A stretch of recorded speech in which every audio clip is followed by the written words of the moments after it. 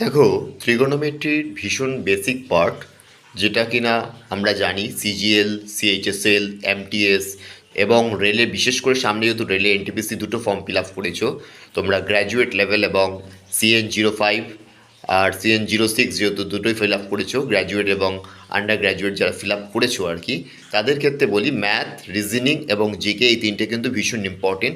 তার মধ্যে আজকে আমি ত্রিগোনোমেট্রি নিয়ে তোমাদের একটু বেসিক থেকে আলোচনা করতে যাব। তোমরা প্রত্যেকে একটু বোঝার চেষ্টা করবে। আমি যে কবিতাটা বলেছিলাম আগের দিন সেটা আবার রিপিট করছি।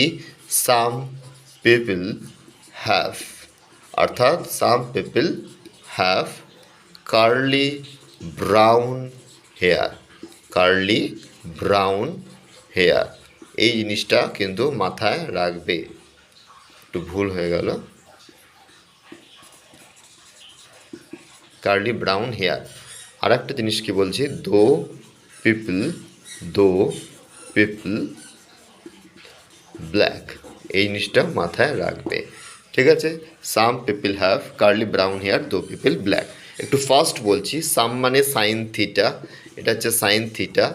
সাম পিপল মানে P/H, পারপেন্ডিকুলার, এটা রাইট অ্যাঙ্গেল ট্রায়াঙ্গেলে যদি ক্ষেত্রে তোমরা দেখো, রাইট অ্যাঙ্গেল ট্রায়াঙ্গেল ড্র করবে এবং এটা যদি 90 ডিগ্রি কোণ হয় তাহলে এর অপোজিট বাহুটাকে হাইপোটেনিউস বলবো, অতিভুজ।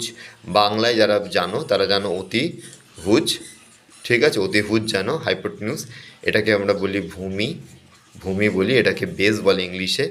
এবং যারা জানো ইংলিশে যারা পারপেন্ডিকুলার, এটাকে বলি আমরা লম্ব। কেমন, একটু ভালো করে জিনিসগুলো বোঝার চেষ্টা করি। অতিভুজ, ভূমি, লম্ব।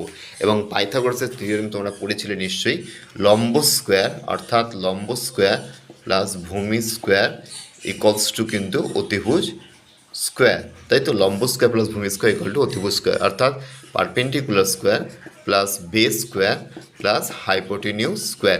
ইংলিশ মিডিয়াম যারা আইসিসি সিবিএসসি ব্যাকগ্রাউন্ডে তাদের পক্ষে এটা খুব সুবিধা, এবং সরকারি চাকরির ক্ষেত্রেও বলবো যে এইগুলো একটু জেনে নেবে। পাইথাগোরাস থিওরেম, পিথাগোরাসের উপপাদ্য অনুযায়ী আমরা ছোটোবেলায় পড়েছিলাম, লম্ব স্কোয়ার প্লাস ভূমি স্কোয়ার ইকোয়ালস টু অতিভুজ স্কোয়ার থেকে, অর্থাৎ perpendicular square plus base square equals to hypotenuse square.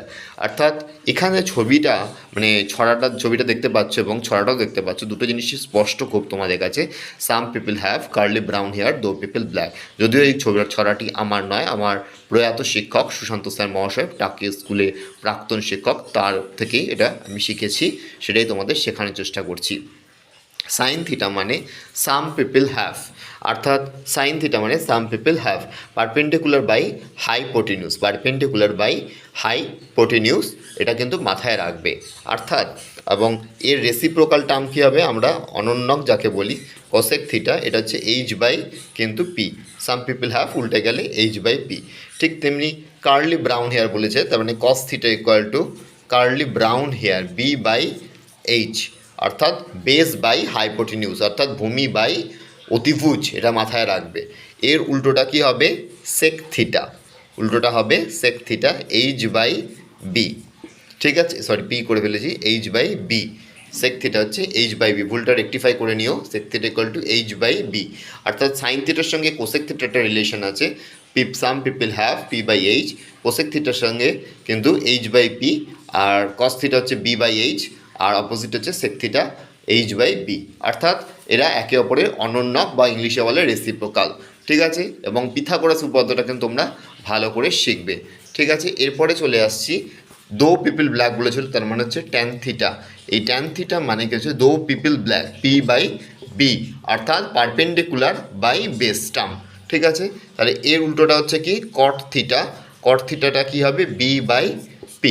ভালো করে একটু মিলিয়ে নিও, আমি যদি বলতে কোনো রকম মিস করে যাই বা ভুল করে যাই তাহলে তোমরা এখান থেকে শিখতে পারবে। ট্যান থিটা মানে দো পিপল ব্ল্যাক, অর্থাৎ দো মানে টি ধরছি, পিপল মানে পি, আর ব্ল্যাকের বি, অর্থাৎ ট্যান থিটা মানে পারপেন্ডিকুলার বাই বেস, অর্থাৎ লম্ব বাই ভূমি, এবং কট থিটা হচ্ছে ভূমি বাই লম্ব, এটা হচ্ছে রিলেশান। এই রিলেশানটা কিন্তু ত্রিগোনোমেট্রিতে ভীষণ ইম্পর্টেন্ট, এবং যে কোনো পরীক্ষার ক্ষেত্রে আগে এটা জানতে হবে। ভীষণ বেসিক জানে না অনেক স্টুডেন্টরা, তারা কিন্তু পরীক্ষা হলে ভুল করে, গুলিয়ে ফেলে। তাই বেসিক জিনিসটা বুঝবে যে 90 ডিগ্রি কোণে বিপরীত বাহুটাকে বলে অতিভুজ, সেটাকে বলে, এবং পাইথাগোরাসের থিওরেমটা, এবং এর সঙ্গে কিছু ট্রিপলেট তোমরা মুখস্থ রাখবে, 3, 4, 5 খুব ইম্পর্টেন্ট, মানে 3 স্কোয়ার মানে 9, 4 স্কোয়ার মানে 16, অর্থাৎ 4 9 আর 16 যোগ করলে 25, অর্থাৎ এটা রুট করলে 5ই আসবে। এবং 6 8 10 এক্ষেত্রেও ভীষণ ইম্পর্টেন্ট। 6 স্কোয়ার 36, 8 স্কোয়ার 64, 36 আর 64 যোগ করলে 100, 100 বর্গমূল করলে কিন্তু 10 আসবে। কেমন? ক্লাসটা নিশ্চয়ই তোমাদের ভালো লাগছে, ভালো লাগলে বন্ধুদের মধ্যে শেয়ার করে দিও বা নিজেরাও ক্লাসটা ভালো করে পড়ো। হয়তো খুব বেশি কিছু ভালো শেখাতে তোমাদের পারবো না, কিন্তু যেটুকু জানি সেটুকু তোমাদের শেখানোর চেষ্টা করব, যাতে তোমরা ভবিষ্যৎ জীবনে একটু হলেও আশার আলো দেখতে পাও। সরকারি চাকরির পরীক্ষা হোক বা বিভিন্ন কম্পিটিটিভ এক্সাম হোক, তোমরা কিন্তু সাফল্য পাও, যাতে তোমাদের ভবিষ্যৎ জীবন একটু আলোর হোক। আর যদি মনে করো আমাদের এই ক্লাস তোমাদের ভালো লেগেছে, অবশ্যই শেয়ার করে দিও। এবং আমাদের ফোন নাম্বার 9062031567, এখানে কিন্তু সকল বিষয়ের জন্য পড়ানো হয়, বিশেষ করে রেলেন্টিভিসি বিভিন্ন ব্যাচ কিন্তু চলছে। তোমরা আমাদের সঙ্গে যোগাযোগ করতে পারো, যদি আমাদের ক্লাস ভালো লাগে তবেই এসো। কেমন?